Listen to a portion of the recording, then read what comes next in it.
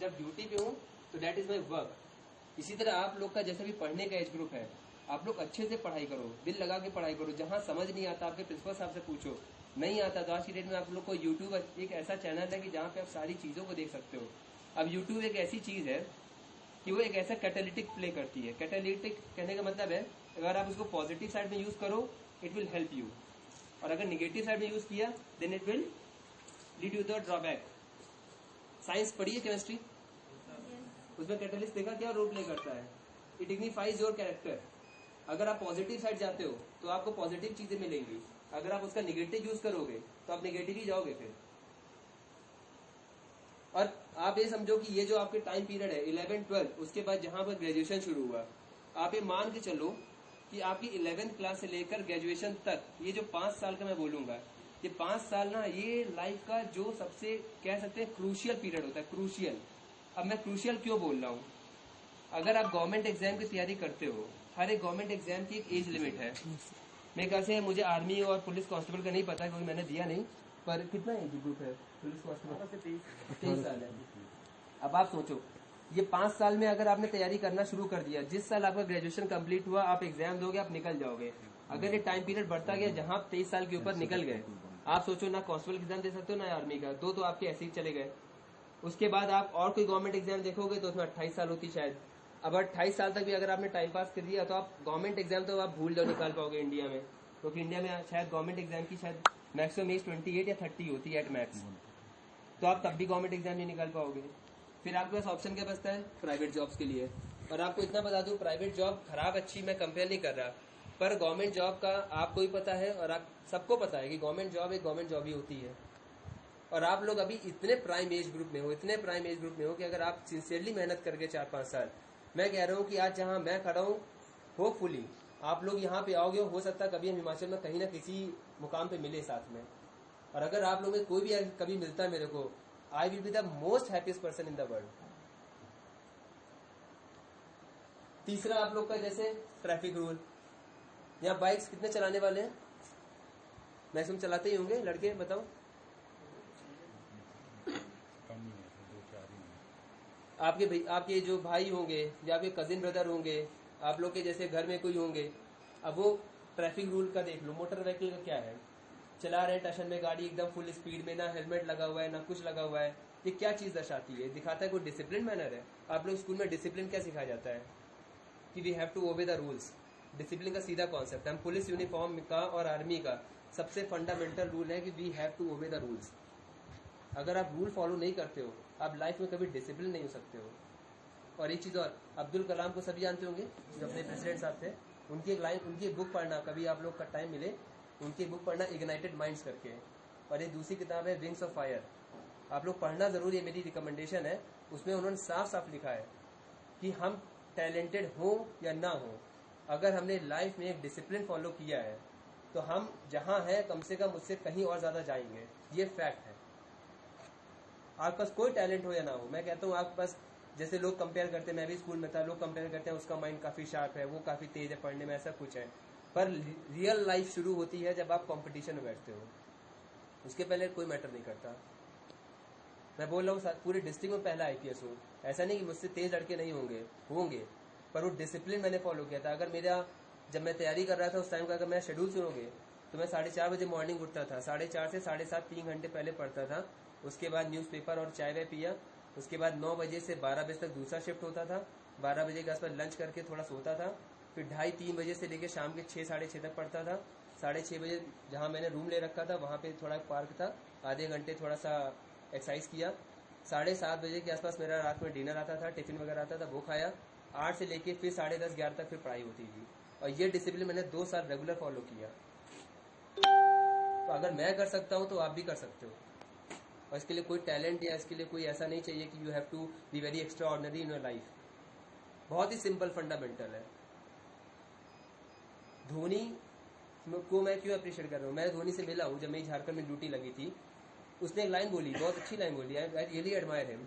वो बोलता है कि सारे क्रिकेटर में और उसमें यही फर्क है कि वो अपना डिसिप्लिन आज तक फॉलो करता है, आज तक उसकी डिसिप्लिन फॉलो होती है, मॉर्निंग उठ के एक्सरसाइज करना है। जबकि आपको ही पता होगा कि एज सच अगर आप बैटिंग स्किल देखो तो शायद विराट कोहली के पास ज़्यादा स्किल होगी बैटिंग की इन कंपैरिजन टू धोनी, पर वो फेमस इसलिए है, वो ज़्यादा एक्सेप्टेबल है, ज़्यादा लोगों के बीच में रीचेबल है, because it down to the earth person, और उसने लाइफ में वो चीज़ अचीव किया है जो कि शायद हम कभी अचीव ही ना कर पाए, मे बी।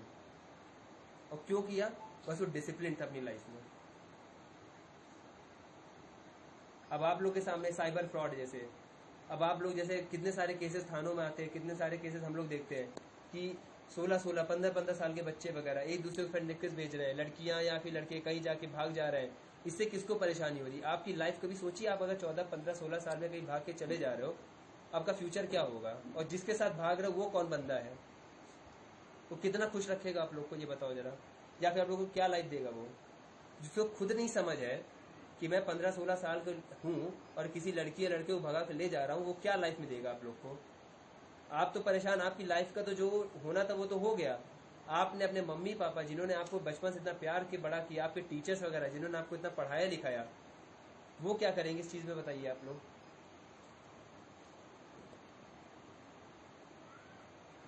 इसी तरह ड्रग्स का मैं देखता हूँ, आजकल छोटे छोटे बच्चे हो गए, 12-12, 14-14 साल के बच्चे हो गए, चरस चिट्टा में इन्वॉल्व हो गए।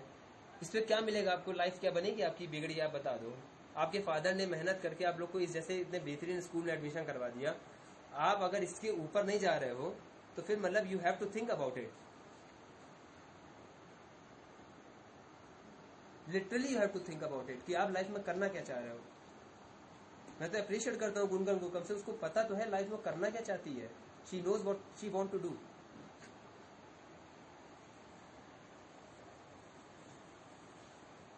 इसलिए आप लोग ये आप बिल्कुल ध्यान रखो, क्लास 11, क्लास 12 और क्लास 10 मैं अभी बोल रहा हूँ कि मैं, आप लोग ये सोच रहे होंगे कि मैं यहाँ पर आके भाषण दे रहा हूँ, पर लिटरली बता रहा हूँ कि आप आज नहीं, आज से 10 साल बाद, 7-8 साल बाद ना, आप इस चीज़ को ध्यान रखोगे कि अगर क्लास 10, 11, 12 मैंने अगर पढ़ाई की होती या मैंने कुछ और अच्छा किया होता तो आज ये दिन नहीं देखता मैं। एंड आई विश कि आप लोग बहुत अच्छे जाओ, मतलब you should achieve the highest apex in your life, पर वो तभी अचीव हो सकता है जब आप मेहनत करोगे। कितने लोग मानते हैं कि किस्मत से चीजें मिल जाती हैं? हाँ, कितने लोग मानते हैं कि किस्मत होगी तो मिल जाएगा, किस्मत में नहीं होगा तो नहीं मिलेगा? किस्मत भी तभी बनती है जब आप हार्डवर्क करते हो। आप यहाँ बैठे रहो ना पढ़ो तो आपको लगता है कि आपका एग्जाम निकल जाएगा? क्लास में अगर आप टीचर पढ़ाता है और आप लोग ये अपने दिमाग से बिल्कुल निकाल देना कि 2 साल कोरोना वजह से आपका टाइम चला गया, कुछ नहीं होता। अगर अभी भी आप लोग एफर्ट लगाना शुरू कर दोगे, प्रॉपर मेहनत शुरू कर दोगे, तो ऐसा कोई एग्जाम, क्योंकि कोरोना ऐसा तो नहीं कि सलूनी में आया था, पूरे ऑल इंडिया के बच्चे इफेक्ट हुए ना, सबका एक ही जैसा स्केल आ गया है। तो आप लोग भी एक ही प्लेटफॉर्म पे खड़े हो गए, सारे पूरे बच्चे, पूरे इंडिया के सारे बच्चे एक ही प्लेटफॉर्म पे हैं। अगर आप लोग सिंसियरली मेहनत करोगे, मैं वही कह रहा हूँ, अगर आप डिसिप्लिन हो गए अपनी लाइफ में। आप एक छोटा एग्जाम्पल समझो कि मान लो प्रियंका और आशिया 2 बच्चे हैं, ये दिन की मान लो 5-6 घंटे पढ़ती है और ये दिन के मान लो कि 7-8 घंटे पढ़ती है। ये आज से 6 महीने बाद कैलकुलेट कर लो, इतनी तो मैं सबको आगे 10th 11th 12th के बच्चे हो सबको ही, आज से 6 महीने बाद अगर ये लड़की दिन भर के 6 घंटे पढ़ती है, लड़की 8 घंटे पढ़ती है, तो 6 घंटे बाद, और दोनों का IQ लेवल एक जैसा ही है, तो आज से 6 महीने बाद कौन लड़की ज्यादा होगी, जबकि दोनों सेम लेवल पे हैं? कौन होगा बताओ? आशिया होगी। सिंपल सा फंडा था, इसने ऐसा कुछ नहीं किया, बस दिन के जहां नॉर्मली लोग 5-6 घंटे पढ़ते, 1 घंटा एक्स्ट्रा पढ़ती थी बस, और कुछ नहीं। और आप 6 महीने का कंपेयर कर लो, 6 महीने बाद ये कहाँ पे होगी?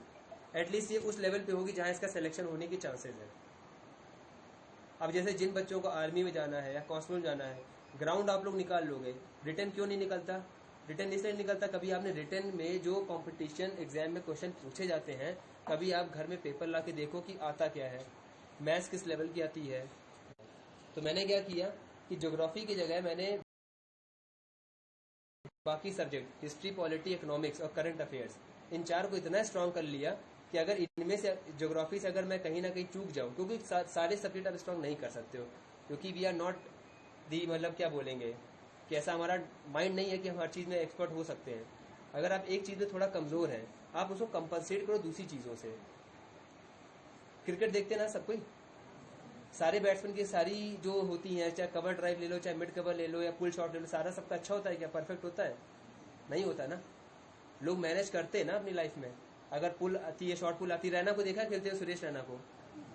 सुरेश रैना पुल शॉट खेल पाता है? उतना अच्छे से नहीं खेल पाता, पर जब भी पुल शॉट आता है वो फिर डिफेंड कर देता है। उसको पता है कि कितनी पुल शॉट मारोगे भाई, एक बॉल दोगे, 2 बॉल दोगे, उसके बाद तो दोगे ना नॉर्मल बॉल, तब मारूंगा मैं, हिट करूंगा।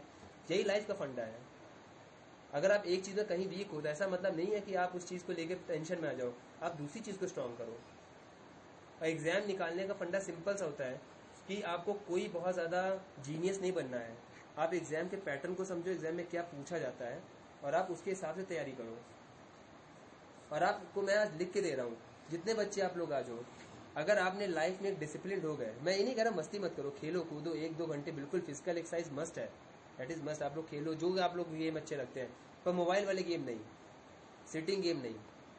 दौड़ के जो खेलना है खेलो, रनिंग करो, जो खेलना है खेलो, 1-2 घंटे आराम से अच्छा टाइम निकालो। पर दिन के आप लोग सेट करो कि कितना पढ़ सकते हो। और ये अगर आपकी कैपेसिटी आज की डेट में 5-6 घंटे की हो गई, धीरे धीरे आपने उसको बढ़ा के 7-8 घंटे कर लिए, तो अब मैं लिख के दे रहा हूँ कि आपका सिलेक्शन ना हो, ये हो ही नहीं सकता। जब मैंने प्रिपरेशन शुरू की थी यूपीएससी की, तब ऑन एन एवरेज मैं पहले साल, मुझे याद है, शायद 8-9 घंटे पढ़ता था। धीरे धीरे 14 घंटे की मेरी स्टेमिना हो गई थी। पर वो हो जाती है अगर आप सिंसियरली एफर्ट करते हो, तो यू विल डू इट। बशर्ते ये जो तीनों चीज लिखी है कि आप अपने सोशल मीडिया को किस तरह हैंडल करते हो, आप इन चीज़ों जितना दूर रहना चाहो उतना दूर रहो, दूसरा ड्रग्स वगैरह से जितना दूर रहो, और खासकर लड़कों को और जो भी आपके फैमिली मेंबर्स हैं उन सबको बोलो।